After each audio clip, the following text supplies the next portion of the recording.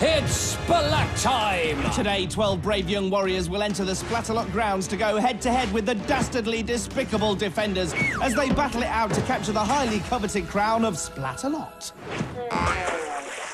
Will the defenders keep the castle safe from the attackers and protect the kingdom of Splatalot, or will the attackers reign victorious? So, who will tumble, who will tilt, who will teeter, and who will go? Not! Hello, I'm not Dom. And I'm not Dick. And this isn't Blue Peter. Now, what else is this not? Oh, well, that'd take too long. Much easier to say that this is Splatalot, the modern-day medieval game show that pits 12 feisty young attackers against an evil bunch of moat-dwelling defenders. The prize at the end of all of this is the much-treasured crown of Splatalot. Yeah. Yes, by the end of the show, there will be a new king or queen in town. But we don't just hand the crown over to any Tom, Dick or Dom, no. They have to earn it over 3 challenging rounds. Round 1, the moat challenge. Only the 6 fastest will survive. Round 2, escape the stockade. Only 4 will succeed. And round 3, the grand final, where there can be only one winner. And that's not what Splatalot isn't. Pardon? Double negative. Oh, OK. So should I or shouldn't I suggest that we don't not take a look at the first round in more detail? No, I suggest we shouldn't not. Right. Well, while I work out what that means, here's the moat challenge in more detail.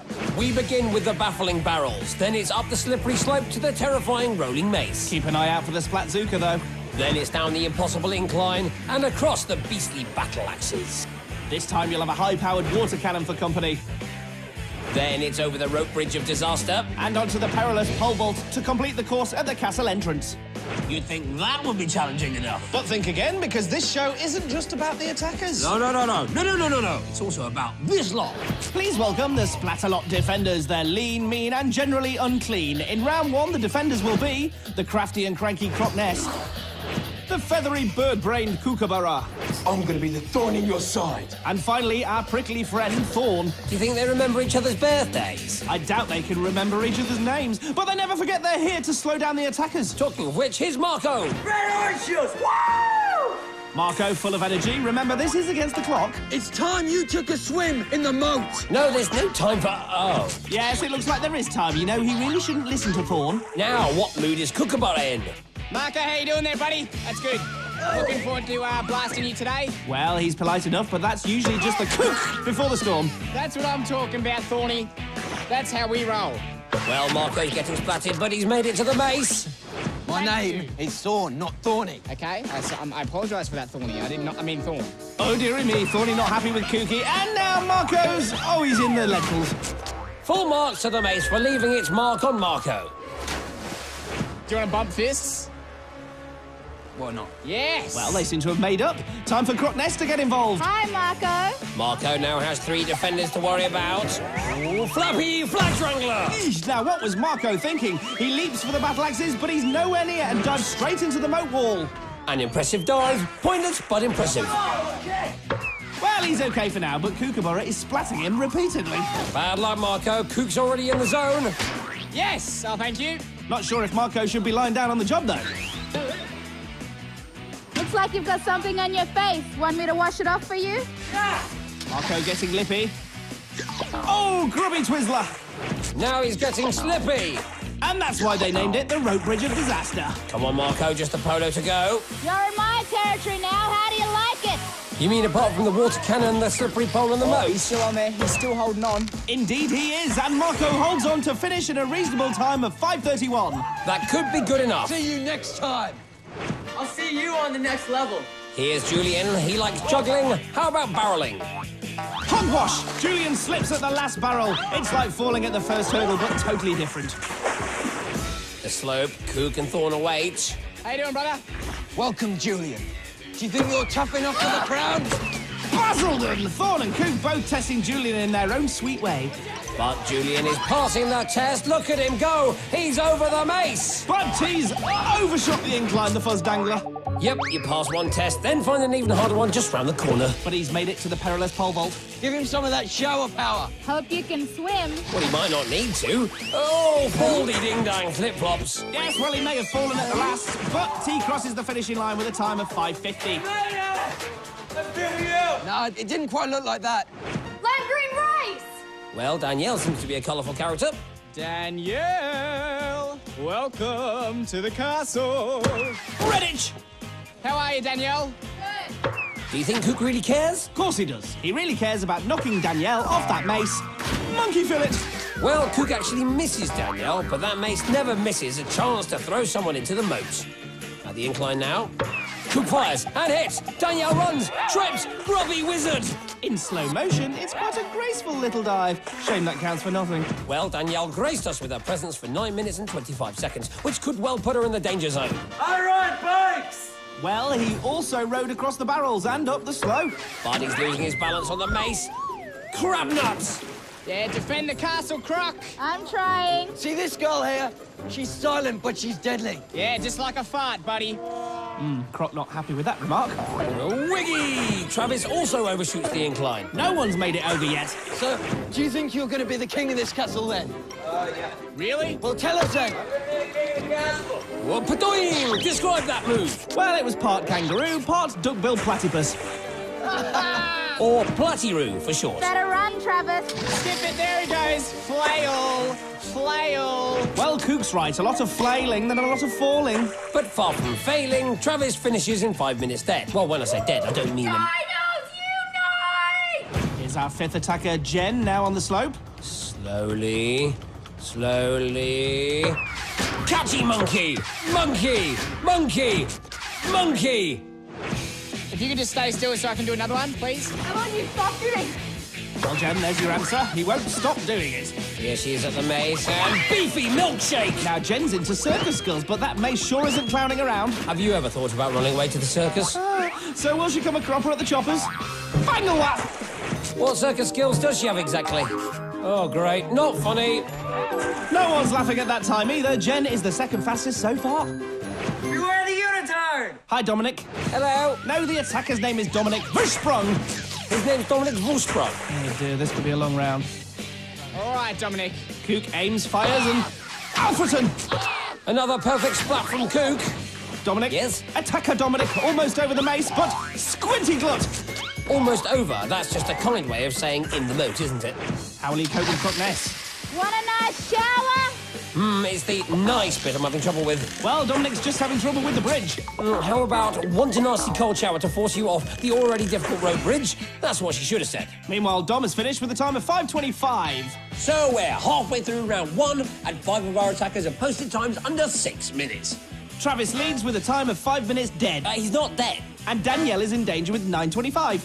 But at this stage of the competition, no one is safe. Remember, only the 6 fastest go through, with 6 more attackers to come. It's anyone's game. Yes, it's on a knife edge, not to mention a barrel edge, a rolling mace edge, a moat edge, and a battle axe edge. Wow, this show's so edgy. So let's look at the first half in more depth. Travis is currently the fastest with a time of 5 minutes. He also is now affectionately known as Platy-Roo. Wait. Jenn is in second place. And now has a bit of a reputation for clowning around. Take it off. But Danielle is in the danger zone. She likes lime green rice, but won't like her time of 9 minutes 25. That's the first half in more depth. Wouldn't it just be easier to show the leaderboard again? Oh, yes. Right. So, confirmation that Travis is in the lead, but then there's quite a gap between the rest and Danielle, who's in that vulnerable 6th place. Yes, with only 50 seconds separating the top 5, it's all too close to call. Yeah, and I think we're too close to the camera now. Come on, back it up. No, too close, I tell you. OK, so while Dom calms down, let's return to the moat. The defenders are ready, and so is our next attacker, Sydney. That's my favourite battle cry so far. Nice one, Sid. It's Sydney. And she crosses the barrels like the true banana warrior that she is. Woo! Sydney, you're a fast one. I suspect Cook has plans to slow her down. Cheadle! How are you? My name's Coop. You can call me Coop. Thank you. Hey, What was that? don't hit me. Okay. Well, she can ask, but the paintballs keep coming, and... Wimple tweezers into the moat. She tries to hold on, but holding on simply guarantees a trip south into the badoosh. Bad luck, Sid. Sydney! So she was good on the barrels, not so good on the mace. How about the battle axes? Excellent. Crosses them with ease. How about the bridge? Oh. Crunkle Fest. And the replay shows that Sydney also had paintballs and the water cannon to deal with. But 3:17 is the fastest time today. Well done, Sid. For the last time, it's Sydney! Purple horses! So Nicole likes purple horses, but will she like blue thorn and purple kookaburra? Come on, Nicole. We're waiting. We are. There's Nicole. That's the pretty face I want to see. Are you scared, Nicole? I would be looking at Thorn. Oh, no. Drumfield! Well, Cook manages to splat Nicole and defend Thorn at the same time. Now, that's multi-skilling. Bit baby! Bad luck, Nick. Oi, do you want another pie? No, sorry, Nicola. She hates you. I wouldn't like me after that. Great job down the incline. Whoa, you got skills! She has Cook, but she'll need them to cross those axes. I can see you, Nicole. Yes, Krog, so can we. Oh, squat drops. Oh, not anymore. Well, a fine contender for Splat of the day there. But despite a great start, Nicole has run out of time and won't be going through. Here's our next attacker, Olivia. Purple penguins roll! What's with all this purple today? How you doing there, sweetheart? Belfast! Well, Cook's having a purple patch with that Splatzuka. Hey! Hey, you can't throw that back. Roll back. What's Cook's response? Five! Five! Five! Five! Good. That's quite a response. Has it put her on first try? Fishy spittle, yes it has! Cook and the rolling mace, what a dastardly devious double act. Bum bums! Thank you. But what's this? Olivia's still throwing paintballs. Don't mess up my hair. Can Olivia make it over the axes? Me daddy! I don't think you'll be seeing any purple penguins today. Croc Ness really knows how to put a downer on things. It gets worse. Olivia's just run out of time too. She's out. Oh, look, purple penguins. Waffle King! Waffle King? That's funny. I thought you were the king of waffle. Maybe I am, maybe I'm not. I suppose if you look at it Stop from... waffling. Oh, no waffling from Cook. What are you doing with that ammunition? Hey, you can't do that. Clever. Connor's got a paintball and it's thrown the defenders. All right, here comes the splat for you. And Connor throws the paintball. Well, it may have distracted Thorn and Cook, but the Mace is having none of it. Scuzz Chugger! Well, that was a great showdown with the defenders, but it cost him too much time, so sadly Connor is out. Here's Derek. D-Rex, what's happening? D-Rex, a.k.a. King Derek. How you going, brother? You right? What's happening is you're gonna fall in the mouth. That's what's happening. Can Derek prove Thorn wrong? Ratchety flatchets. No, he can't. A classic case of too much speed across the Mace, then there's no room to put on the brakes. Meet Croc Ness up there. She's on the water cannon. You don't look cold enough, Derek. You know what they say, Derek? What goes up must come down. Yep, and that's you going down. Well, it seems all the defenders want to do is talk poor Derek into the moat. You know, if I had to listen to them all day, the moat might seem like the best option. Despite all that, he Yeah. finishes in 4:32. D-Rex might still become king. Don't know what that dance is about. Baldy meatballs! Stephen! How you going, mate? Not too good, a little bit wet. Well, poor young Stephen barely gets a chance to start before Cook starts on him. Yes, the barrels are hard enough without Cook yapping away. Oh dear, Cook sings and splat. Yes, Stephen must be a music lover. He simply couldn't deal with that bum note from Kookaburra. Come on, Stephen, let's go. More singing from Cook and floppy ham. Let's hope Cook doesn't release any singles soon. Yes, but we have to release Stephen as his time won't cut it. That's the end of round one, so let's see who's through to the stockade. Sydney leads the way, followed by Derek, Travis, Jennifer, Dominic and Marco. Impressive. I mean, Sydney was over a minute faster than the other attackers. But everyone starts from scratch in the stockade. Which means that crown could still be anybody's. So expect plenty more action, excitement and tension. Not to mention plenty more splatting. Well, don't then. Don't what? Don't mention it. Now, in honour of the musically challenged Kookaburra, here is world-famous tenor Dickie Splatalot with a summary of round one, accompanied by me on the kazoo. Sydney the banana warrior, she's fast and nothing worries her. D-Rex is a happening attacker, who happens to be called Derek if that matters. There's Travis the kangaroo, platypus, and Jenn who belongs in a circus. That leaves us with Dom and Marco, who makes 6 but only 4 can go through. Lovely. In case that made no sense whatsoever, here's the leaderboard again. Sydney, Derek, Travis, Jennifer, Dominic and Marco. Now remember, the 4 attackers who survive this round will be competing for the crown in the grand final. Trousers. Right, to escape the stockade, the attackers have to cross the barrels and leap onto the mini hexagons. Where they can reach up for the ladder rungs, they'll need to make their ladders. All this time, the stockade will be filling up with foam and water. Once their ladders are complete, they can grab one of 4 flags before making their escape. So, 6 attackers, but only 4 flags. Yes, that is the evil genius behind this round. 2 attackers are going home whatever happens. And talking of evil geniuses... He's a genius show-off, the one and only Gildar. She's a genius scaremonger. Say hello to Nitrous. And finally, the grimy and slimy... Tinkle. He's a genius at avoiding showers. It's not going to be pretty. Yes, I am. Yes, it's the defenders. Don't you just love Gildar? Back to the attackers. Sydney's in the yellow stripe. Derek wears orange. Jennifer has the red stripe. Travis has gone for pink. Which has attracted the attention of both Tinkor and Gildar. Dominic has the orange stripe, and Marco is in all yellow. The klaxon sounds. And Nitrous starts foaming. Barrels of foam. How will the attackers deal with this? Well, Marco's made a confident start there. He needs one after finishing last in the moat challenge. Oh, Gildar with a goo grenade splat. And Marco leaps for cover. Oh, even more goo from Gildar. Warwick.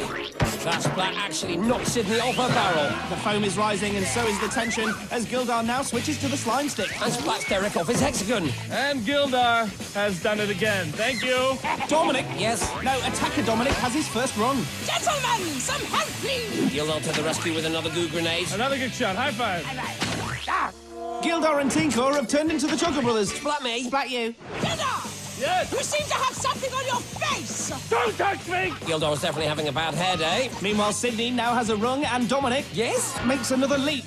Travis now collides with Marco. Yes, he's really got him over a barrel. Quite literally, get it? Yes, boss. Miss Sassy. Yes, you. Take some of this. Nitrous is now on the right lava, quite literally. Okay, calm down with the puns. But she is. She's really got it in for Jenn with that foam cannon. And Gildar's got it in for Derek, whilst Derek's mid-jump. I think that sums up this show perfectly. You won't see that anywhere else. Tinkor's now up to something. Looks like Derek might be on the receiving end. Yoo-hoo, orange. Say cheese. Orange, cheese and slime. Tinkor at his best there. Dominic can't stop leaping and now he can't escape Nitrous. Come on, attackers. Nitrous is waiting for you. Sydney is making progress with her ladder. But Tinkor is defending his little heart out. Wham shacker! Derek showing us how to leap the hard way. How about Travis? Good leap and a smooth splat into the foam. Here's a bird's eye view. No, make that a Derek's eye view. Who's Tinkor sliming? Dominic. Yes? I'm ignoring you. Now we think that's Marco with another rung. Hard to tell with all this foam. It hasn't stopped him from leaping though. Great effort. Look out for the domino effect this leap has. Marco leaps and tags Sydney, who collides with Derek, and down they both go. None of that slows Marco down. He's leaping, climbing and building. That's his last rung. And as a special treat, Tinkor gives him a thorough sliming. Marvellous! Yes, Tinkor really is a little slime ball.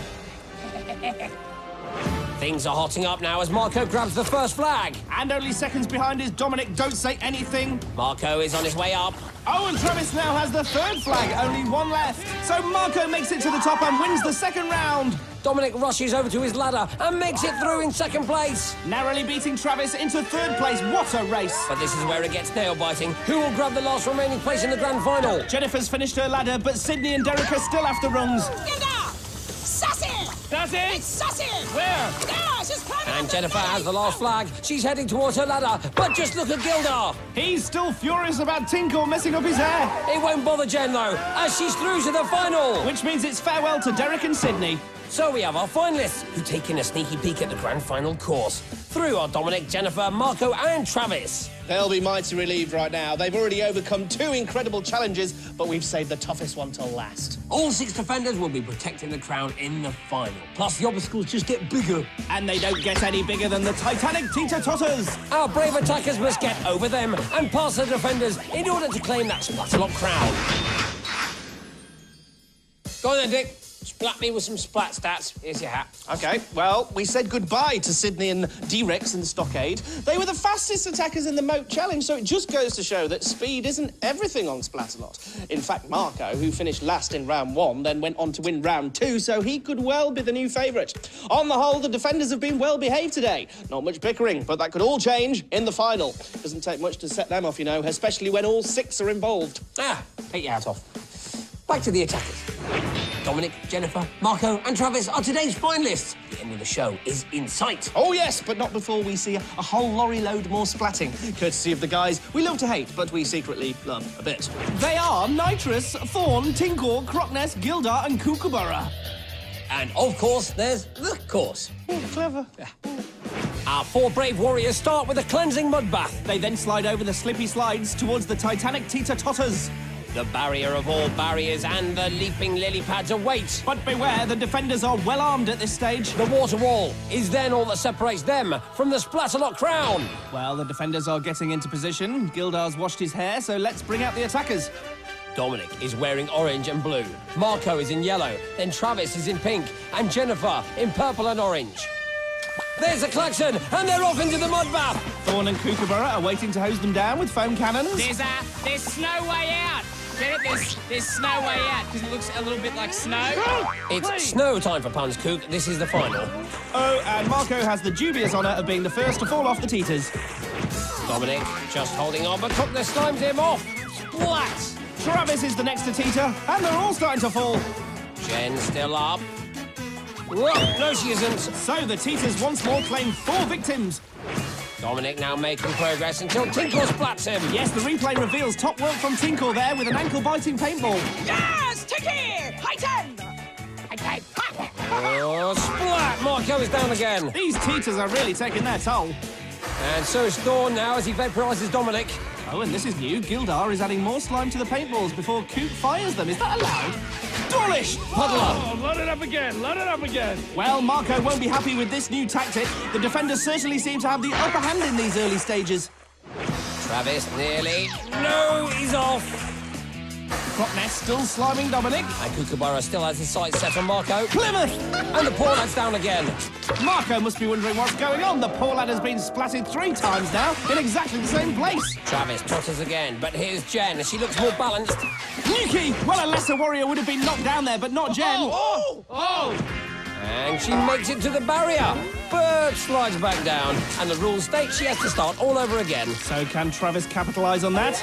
Yes, yes, yes. No, he can't. How about Dominic? He's on top of the barrier, but Nitrous has spotted him. No, my dear! There's no stopping in war! He leaps, and yes, he's onto a lily pad. But the defenders will be onto him now. Jenn still can't get over the barrier, but what about Travis? He succeeds this time. Come on, Platty-Roo. He leaps, and yes, he's onto a lily pad, joining Dominic. It's not easy, is it, my boy? Understatement of the year there from Nitrous, but Dominic is still making progress. Here's Marco heading for the barrier. He's up. But he slides straight over. You have to plant 2 feet onto the barrier before leaping, so that won't be allowed. But Dominic leaps and plants both elbows on the platform, which is allowed. Jenn is still teetering skillfully, but she's way behind Marco, who is now approaching the water wall. Jenn won't give up, but Marco is now even further ahead. Too late for Travis? Possibly, but it's definitely too late for Marco. Jenn is on the barrier at last, but Dominic has finished his climb. He reaches for the crown, and yes, it's all over! History has just been made! Go on, say it, say it! OK, all hail King Dominic. I'm the king! Who's the king? Yes, I'm the king. That's who's the king. You are not the king. Ha! Are you the king? No, I'm the king. Is Dick the king? No! Dom's the king. I'm never going to hear the end of this. Here's Splat of the Day.